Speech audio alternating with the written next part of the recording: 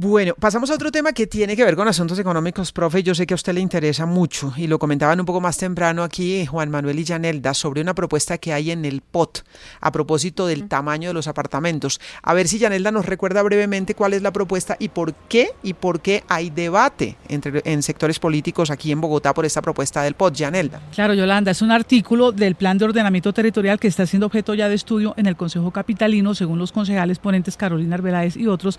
Hay un artículo, el 384, el cual hace alusiva a la construcción mínima de habitaciones en Colombia. Hay un entrecomillado que dice: se elimina la posibilidad de plantear vivienda inferior a 36 metros cuadrados de cualquier precio, tipo de ubicación, y se eliminan los apartaestudios en la capital y establece como configuración de espacio mínimo 2 cuartos de habitación, restringiendo la posibilidad de plantear vivienda de una sola alcoba. Lo que en el Consejo se ha ventilado, Yolanda, es que de lleno ya el distrito está prohibiendo la posibilidad, en lo que tiene que ver con vivienda pública, por supuesto, la construcción de apartaestudios, y que esto pues configura una situación difícil para muchas personas que viven solas, incluso con su mascota.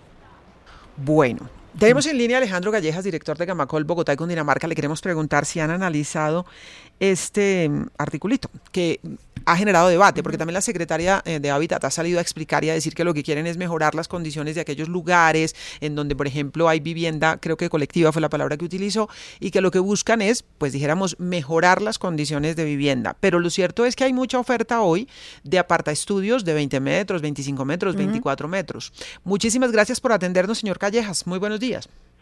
Yolanda, muy buenos días para usted y para toda la mesa de trabajo y por supuesto para la audiencia de RSN Radio.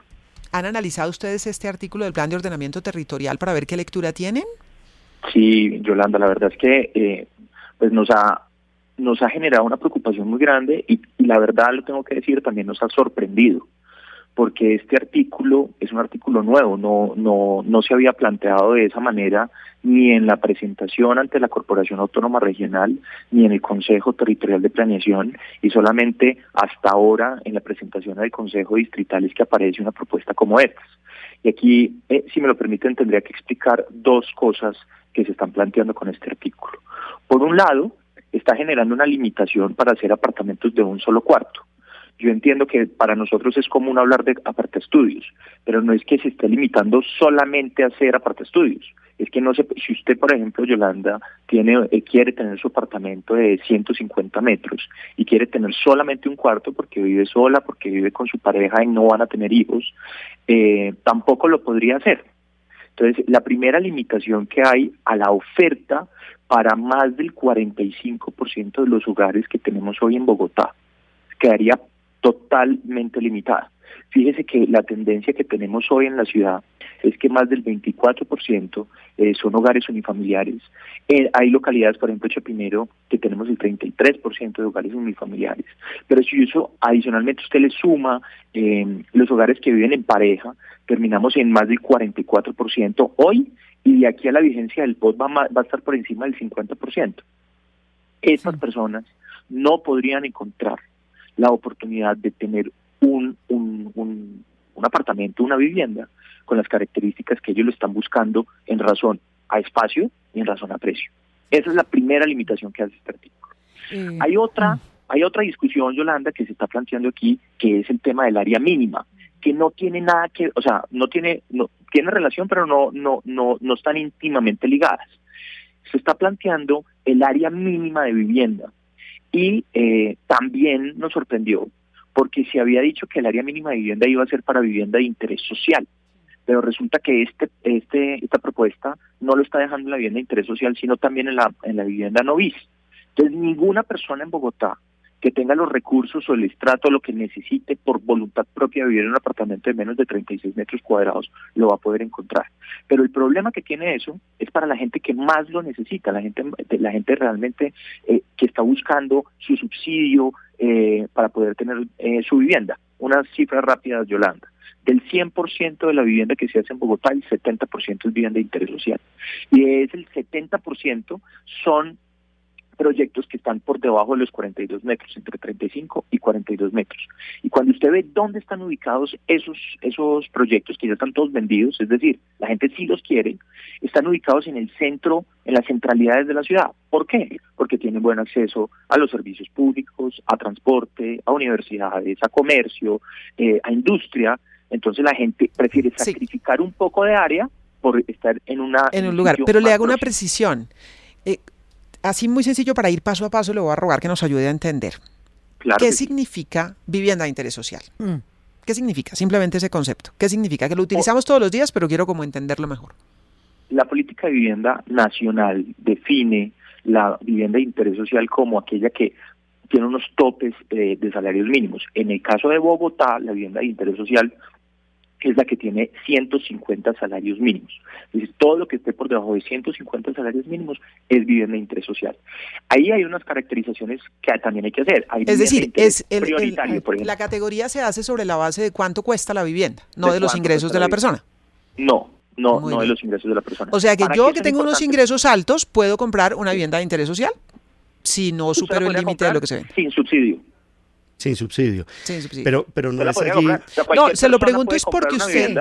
Claro, se lo pregunto es porque usted me habla de ese 70% de vivienda de interés social y yo lo que quisiera saber es si ese 70% de vivienda está llegando a quienes más necesitan esa vivienda, porque yo entendería el interés social, esas dos palabras, como que busca proteger y mejorar las condiciones de vivienda de los más vulnerables. Eso pareciera que no está pasando. Pero fíjese una cosa, Yolanda, nosotros hemos hecho la caracterización de las personas que están comprando la vivienda de interés social en Bogotá. Y en este momento más del 70% de los hogares que están adquiriendo vivienda, que de hecho la están adquiriendo para vivir en ella, están por debajo de los 4 salarios mínimos en salarios en conjunto del hogar. Es decir, la vivienda sí está llegando, por lo menos en el 70%, a las personas que más lo necesitan. Pero, señor Callejas, ¿no será que los constructores lo que están haciendo es utilizando ese, yo lo llamaría un hueco en la ley, la definición de la vivienda de interés social según el valor, para proveer vivienda de muy bajo, digamos, área, a valores y a personas que tienen ingresos de hasta 4 salarios mínimos, que pues son personas que están en la distribución del ingreso en la parte media y media alta? Eso no son personas que deberían tener esa oferta. Lo que busca la planificación no es, en este caso con el POT, dirigir esa vivienda a personas de bajos ingresos. Claro. Por eso quería plantear la discusión en dos partes. La primera es que esto que está pasando en el POT no está hablando de vivienda de interés social, no está haciendo la diferenciación entre vivienda de interés social y no bis. Este tema del área mínima de vivienda y el número de habitaciones por unidades de vivienda tampoco hace esa diferenciación, lo está generando para las viviendas bis y las viviendas no bis, es decir, para toda la oferta de vivienda de Bogotá. Entonces, la preocupación y el argumento, que por ejemplo ayer la administración lo defendía de esa manera en el Consejo, hablando de la vivienda de interés social, y eventualmente ya podemos dar la discusión sobre eso, pero es que no estamos hablando de eso. Es que este plan, en este artículo, por primera vez presentado en el Consejo de Bogotá, está hablando de la vivienda bis y no bis. Entonces, ahí digamos que no cabe la discusión, es que se están aprovechando o no se están aprovechando, no, es que simplemente está generando una limitación para que se hagan apartamentos en Bogotá, entre otras cosas para los solteros, divorciados, los jóvenes, estudiantes, los jóvenes, los divorciados, las personas mayores que viven solas, que viven en pareja. Ahora, hay un planteamiento también que tiene que ver con el mercado y yo se lo pregunto, porque lo ideal sería que los apartamentos mínimos tuvieran por lo menos esos 36 metros o incluso 40 para que fueran un poquito más cómodos. Pero yo no sé si la realidad del mercado está haciendo que se encoja cada vez más la vivienda en Bogotá y le quede, por ejemplo, imposible a un millennial hoy tratar de conseguir algo por encima de eso. Estoy hablando de clase media incluso, o sea, muchachos de clase media que quieren comprar su primer apartamento y que les queda tremendamente difícil comprar algo de 36 metros, que terminan comprando algo de 20 metros o 24 metros. No sé si el mercado está encogiendo un poco el tamaño de las viviendas últimamente. A tono hay que decirlo con lo que pasa en muchos lugares del planeta, ¿no? Es que no se nos olvide que apartamentos en Nueva York o en París tienen 10, 12 metros cuadrados. Hay estudios de 12 y 15 metros cuadrados en estas ciudades. Pero digo, estamos viviendo esa realidad en Bogotá. Sí. Es decir, que la manera de acceder a muchas personas a una vivienda propia es por la vía de irse a 20, 24 metros cuadrados. Tiene razón en una cosa, mejor dicho, superado el tema que del número de habitaciones, que eso pues no tiene ningún sustento técnico, ni social, ni sociodemográfico. Miremos qué pasa con el mercado en Bogotá. ¿Dónde se están generando las viviendas que son más pequeñas? En los sitios céntricos de la ciudad. ¿Por qué pasa eso? No es porque los constructores quieren hacer apartamentos más pequeños, es porque el valor del suelo es tal que para poder cerrar financieramente el proyecto se necesitan más unidades de vivienda. ¿Cuál es la propuesta que se le está lanzando al mercado? Apartamentos más pequeños, pero con amenities o espacios de relacionamiento por fuera de la unidad de vivienda. Entonces usted ya encuentra en esos edificios que la lavandería está por fuera, tienen gimnasio, tienen cocinetas, tienen parque para hacer ejercicio, tienen parque para los niños. O sea, encuentran un hábitat en el que se comparte con sus vecinos. Eso termina pasando, Yolanda, ¿por qué? Porque el mercado del suelo de la ciudad es muy limitado y cada vez más, incluso con este plan de ordenamiento territorial, se lo hemos dicho varias veces a la alcaldía, el valor del suelo de la ciudad que ellos quieren limitar va a tener un efecto completamente contrario. Porque ¿qué pasó? Si usted quiere mejorar la condición del mercado de suelo, lo que tiene que hacer es habilitar más suelo. Y este POD lo que hace es restringir por completo las zonas de expansión de la ciudad. Entonces, en la medida que usted no tenga más oferta de suelo, el valor del suelo sube. Pero, adicionalmente, en la ciudad construida, es decir, lo que se va a hacer ahorita en renovación urbana, le están poniendo unas cargas urbanísticas de cesión de espacio público y de compensaciones en dinero tal que mucha gente que es dueña de esos suelos, pues simplemente no lo va a poner a disposición de un proyecto urbanístico. Sí. Y entonces, a usted limitar la oferta de suelo, termina subiendo más el precio. Y por lo tanto, expulsa a la gente a los extramuros de la ciudad. Pero, señor Callejas, ¿ustedes aceptarían, digamos, o verían con buenos ojos que esta regulación nueva aplicara solo a las unidades de vivienda de interés social? Es que ahí está el tema. No es de aceptarlo o no aceptarlo. Nosotros particularmente tenemos una visión desde el mercado. ¿Y qué termina pasando con esto? Y es darle la oportunidad, la oferta a la gente que eventualmente lo quiera comprar y lo pueda tener. ¿Qué pasa cuando usted limita el número de metros de la vivienda? La expulsa de los espacios donde este POD quiere que se construyan, que es en la ciudad de los 30 minutos. ¿Y por qué no se pueden construir? Porque el valor del suelo es tal que no hay cómo cerrar financieramente los proyectos. Ese es el problema. Usted puede dejar una norma, digamos, socialmente popular, en la que si usted hace una encuesta, ¿a usted le parece que la gente debería tener una vivienda más grande? Pues yo le diría que sí. Y creo que todos compartimos eso. ¿A usted le parece que usted debería ganar más plata? Pues todos estaríamos de acuerdo que uno diría que sí. El problema de esto es que detrás de estas propuestas lo que hay es una limitación de la oferta, y en la medida que se limite la oferta, más familias o más hogares de Bogotá no van a encontrar el espacio que de hecho hoy están encontrando. ¿Y dónde lo están encontrando? En las zonas céntricas de la ciudad. Como les estoy diciendo, el 70% de las viviendas que se están adquiriendo hoy por las familias, que están compuestas entre 1, 2 y 3 personas, el mayor porcentaje está entre 1 y 2. De hecho, ayer salió un estudio, lo sacaron ustedes en RCN, que el 50% de las personas que habían comprado vivienda en el último año eran solteros. Entonces, esas personas, ¿qué es lo que quieren? Lo que quieren es menos espacio, pero mucha más proximidad.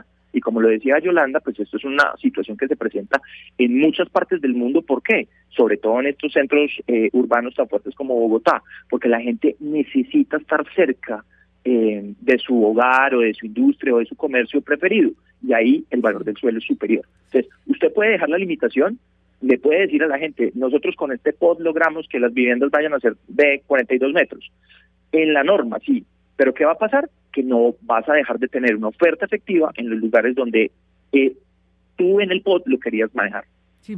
La idea, señor Callejas, según este artículo, sí, efectivamente, tal cual dice, aparta de estudios, y que se plantea la posibilidad de eliminar, de prohibir la construcción de esos apartamentos de 36 metros cuadrados. Y ella habla en su declaración que dio igual al Consejo y aquí a RCN Radio, la secretaria de Hábitat, la señora Nadia Rangel, es que estas viviendas así de pequeñitas lo que invitan es al hacinamiento. Ella habla ahora de una nueva figura, digo yo nueva, usted lo debe conocer mejor que yo, de vivienda colectiva de servicios, como unos conglomerados que estas personas que dentro de esos 36 metros cuadrados o quizá menos, no hay zonas colectivas, no hay zonas de baño, lavandería ni demás, que lo tengan dentro de esas mismas construcciones. ¿Ustedes como constructores les queda claro?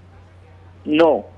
Nosotros hemos tratado de entender la propuesta de la vivienda colectiva, pero es que, insisto en un tema, la respuesta a este artículo no es hablar de la vivienda colectiva y no es hablar de hacinamiento, Yolanda, es que insistimos en una cosa. Un apartamento de 150 metros cuadrados no es hacinamiento para nadie. Un apartamento de 50 metros cuadrados no es hacinamiento para nadie. Incluso de 36 metros cuadrados no es hacinamiento porque usted está viviendo solo. Depende cuántas personas estén, sí. ¿no? Depende. Claro, Depende. Dijéramos, claro. para una persona 50 metros, bien. Si son 6 personas, estamos fritos. Si son 4 hacinados. personas, estamos Por graves. supuesto. Una familia de 6 personas no compra un apartamento de 50 metros cuadrados. El tema Pues es... quién sabe, fíjese No usted. tiene, si no le alcanza, No, si no fíjese para usted eso. que quién sabe, porque muchas veces alcanza para eso y mucho más hoy cuando se está dando el fenómeno, por ejemplo, de muchos jóvenes regresando a la casa paterna con pareja e hijos incluidos, porque la circunstancia es difícil. Entonces a veces están los padres, volvió uno de los hijos, volvió el otro, tiene el otro, la tía que no tiene dónde vivir, este que se quedó. O sea, realmente hay una realidad que es compleja, ¿no? En materia de vivienda. Déjeme explicarle ese punto, Yolanda, porque uno no puede llevar estas cosas al extremo.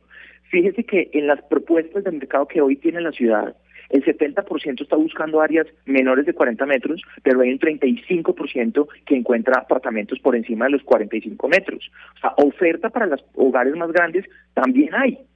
No hay en los mismos sitios, o por lo menos a los mismos precios, pero insisto en una cosa y en diferenciar lo que está pasando con este artículo. Este artículo lo que hace es que prohíbe hacer apartamentos de un cuarto.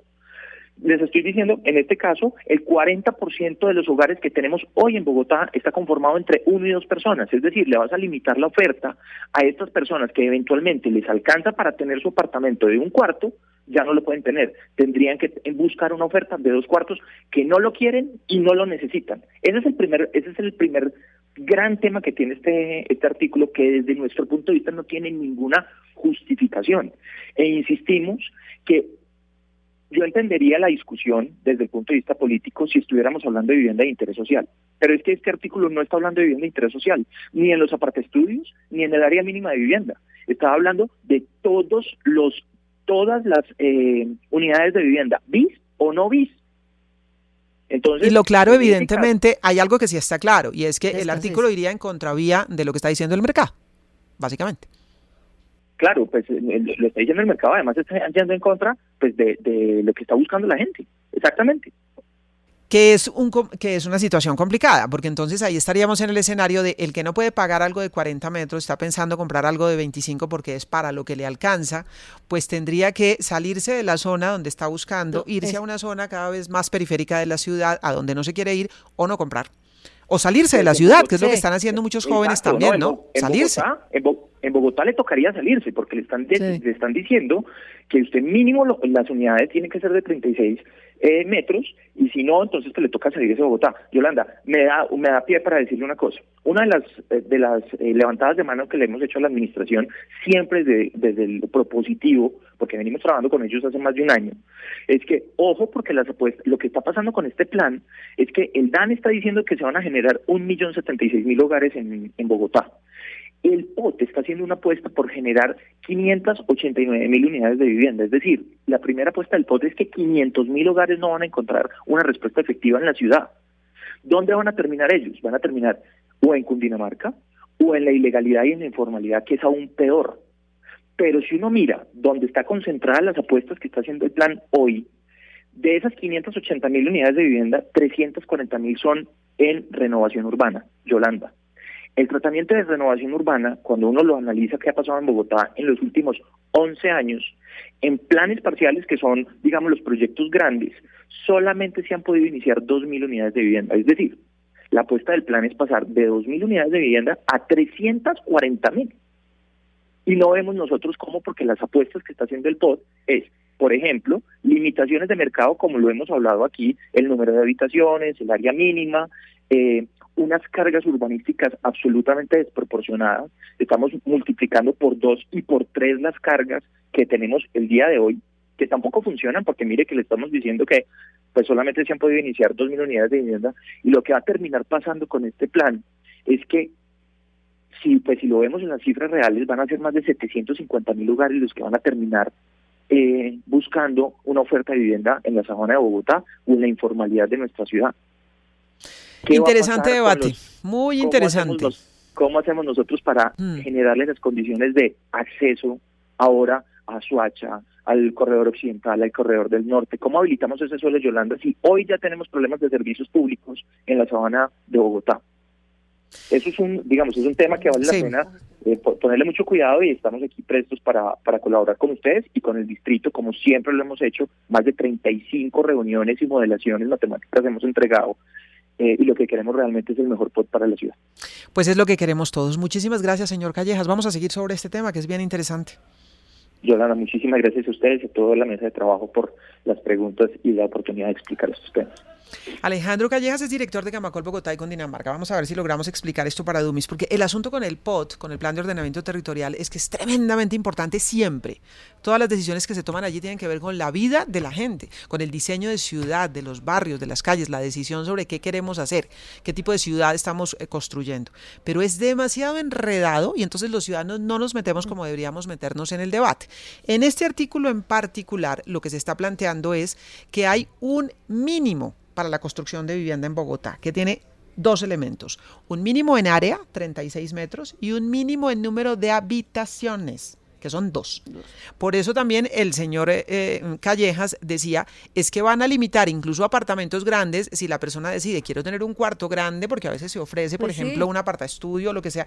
A veces se ofrecen apartamentos de 50 metros con una sola habitación. Sí, claro. Y la gente dice, me parece chévere porque yo soy 120. solo. Exactamente. Sí. Entonces él dice, la limitación va por área 36 metros, por número de habitaciones mínimo 2. Entonces lo que dice el señor Callejas es que el mercado está pidiendo exactamente lo contrario, que el 70% del mercado está pidiendo áreas de menos de 40 metros en zonas céntricas, evidentemente, centro de la ciudad, Chapinero y todo esto, porque la gente prefiere tener menos espacio, pero en el centro de la ciudad, y no más espacio de pronto en la periferia o fuera de la ciudad. Aquí hay un debate también sobre vivienda de interés social versus vivienda de no interés social. Por eso yo le preguntaba al señor Callejas, ¿qué se define vivienda de interés social? Y él dice, una vivienda que tiene cierto precio. Sí. Ahora, yo le pregunto al profe, ¿qué significa vivienda de interés social en términos de si hay beneficios para la persona que compra o para la persona que construye? ¿Hay beneficios cuando se construye vivienda de interés social para el constructor? ¿Hay beneficios para quien compra vivienda de interés social? Para ambos, sí, para ambos. Es decir, hay créditos subsidiados, y además hay subsidio para aquellas personas que compran por primera vez una vivienda de interés social o vivienda de interés prioritario. Pero además de eso, también hay beneficios para el constructor, beneficios que son tributarios, de licenciamiento, de los requisitos que tiene que tener, por ejemplo, el conjunto de vivienda donde se construye la vivienda de interés social. Y una cosa muy importante, no tiene IVA sobre insumos, no paga el constructor el impuesto al valor agregado, que eso es una manera de darle un subsidio a la oferta constructiva. El espíritu, diría uno, de la figura vivienda de interés social, diría uno. Sí. Yo no sé si es así, pero el espíritu debe ser beneficiar a los más vulnerables. Claro, es darle acceso por primera vez a las personas que no tienen vivienda, darle ese acceso en condiciones de habitabilidad dignas. Claro, lo que está pasando aquí entonces es que por la vía del precio de la vivienda, y por lo tanto el tamaño de la vivienda, se estaría usando la figura de vivienda de interés social eventualmente para que personas que no necesariamente son las más vulnerables tengan acceso a esa vivienda. Así es. Porque nos dice el 70% de la oferta, es que me impresionó mucho. No, ese es dato. Impresionante. Es vivienda de interés social.